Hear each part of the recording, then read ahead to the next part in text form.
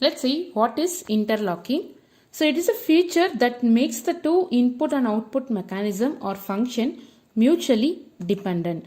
It is used in industry to protect the occurrence of one process with the other process, and we are having two types of interlocking. One is input interlocking, another one is output interlocking.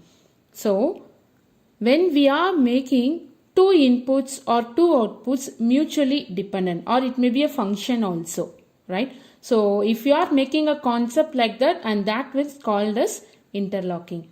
Let's see how to do this in a software. Imagine you are having two inputs and two outputs. So I'm going to use like this.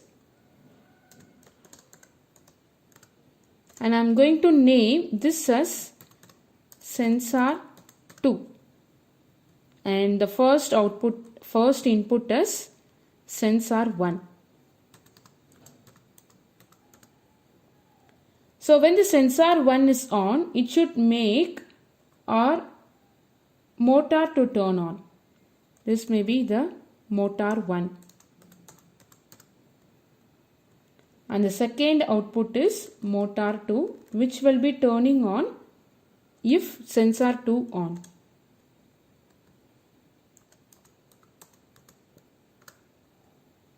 Right? So if sensor 1 on, motor 1 on. If sensor 2 on, motor 2 should turn on. So this is my program. So in this, if sensor 1 turns on for the first time, after sensor 2 is on, it should not make your motor 2 to on. Right? What does that mean? Any one should turn on at a time. It may be sensor 2 or it may be sensor 1. Okay, so both the motors should not turn on at the same time. Both the motors should not run at the same time or simultaneously, whatever it is. Right? So in this case, how we can make a interlocking? If this is on, this should not. If motor 2 is on and motor 1 should not. How to make that? We can use a normally closed contact of your sensor 1 here.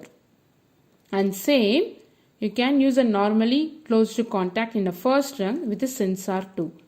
So if you are making a locking using inputs, this is called as input interlocking.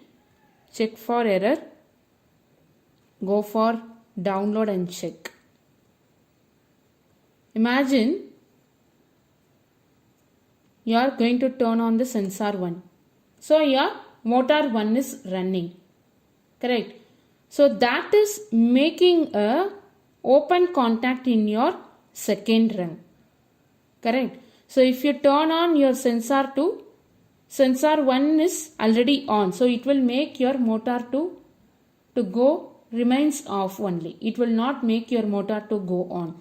So by using your input contacts, you are making a locking, means this is input interlocking. Or imagine someone is turning on a sensor 2 first. So motor 2 is in a on condition.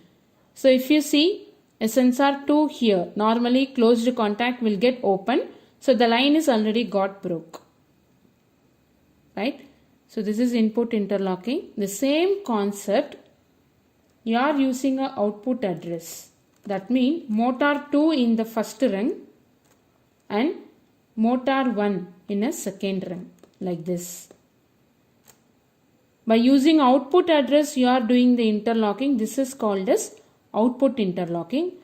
Concept are same, but which address you are going to use, whether it is a input you are going to use or output you are going to use, depends on that. The interlocking name will get differ. See, if I turn on the first motor, the line got broke here. Or if someone is turning on motor 2 first, then this line got broke. So this is output interlocking. So this is very important in a PLC concept. Maybe in your project, if one sensor on, another sensor should not on. Or if any machine 1 is on, another machine should not turn on at the same time. In this case, you can make use of this interlocking concept to make the outputs and inputs or any function mutually dependent.